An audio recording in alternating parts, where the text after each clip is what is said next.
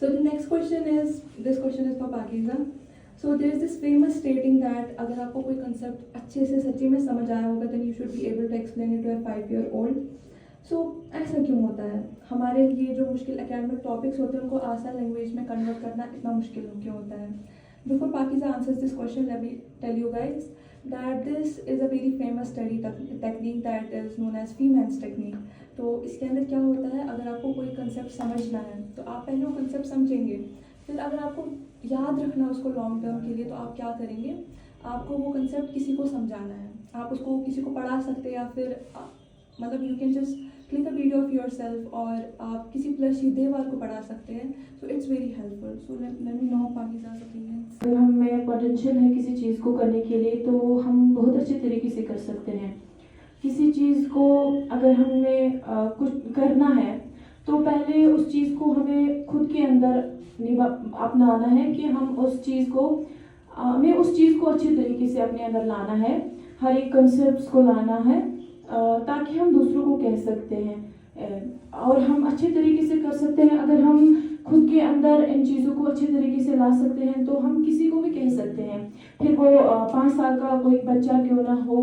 ऐसा नहीं है कि हम सिर्फ ये 5 साल के बच्चे को कह सकते हैं, हम किसी को भी कह सकते हैं. अगर हम खुद तैयार है इस चीज़ को कहने के लिए, किसी को पूरे अच्छे तरीके से तैयार है इस चीज़ को कहने के लिए, कंसेप्ट अच्छे तरीके से पता है तो हम किसी को भी कह सकते हैं. फिर किसी के सामने कोई लेक्चर क्यों ना देना हो तो हम बहुत अच्छे तरीके से कर सकते हैं. जैसे पाकिज़ा ने कहा कि हम किसी चीज़ को कैसे याद कर सकते हैं, तो मैं आपको इसकी एग्जांपल एक शॉर्ट स्टोरी से बताऊंगा. मेरा एक फ्रेंड था जो मेरे साथ ही पढ़ता था. तो वो जब कोई टॉपिक या कोई सब्जेक्ट पढ़ता था तो वो एक बार में उसे याद कर लेता था.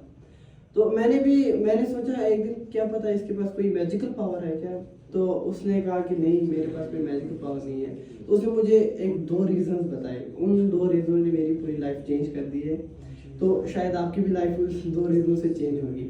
तो पहला रीज़न उसने बताया कि जब भी मैं कोई टॉपिक पढ़ता हूँ तो मैं उसे मैं कोई केमिस्ट्री का टॉपिक पढ़ता हूँ, मैं उसे इमेजिन करता हूँ. केमिस्ट्री का कोई इक्वेशन पढ़ता हूँ तो मैं उस इक्वेशन के एक कलर का सबस्टेंस है, ग्रीन कलर का सबस्टेंस है, दूसरा पिंक कलर का सबस्टेंस है. ये 2 सबस्टेंस मिला के कोई और कलर का सबस्टेंस मिला तो मैं उन जो इक्वेशन है उनको कलर वाइज याद रखता हूँ. तो उससे क्या होता है, जो हमारा दिमाग है वो अच्छी तरह से उन कलरों को याद रख के वो याद रख पाते हैं. तो दूसरा रीज़न उसने बताया कि जैसे ज़ैनब ने आपको ये कुछ पूछा था कि रीज़न उसने बताया कि मैं इस तरह याद रखता हूँ कि जब भी मुझे कोई टॉपिक पढ़ना होता है तो मैं उसे ऐसे पढ़ता हूँ कि मैं अपने जहन में ये रखता हूँ कि मुझे आज मैंने खुद पढ़ा है तो कल मुझे किसी और अपने फ्रेंड को पढ़ाना है.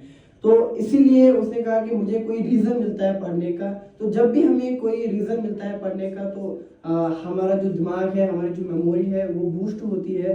तो वो जो वो टॉपिक है उसको ज़्यादा अच्छी तरह से याद कर लेता है.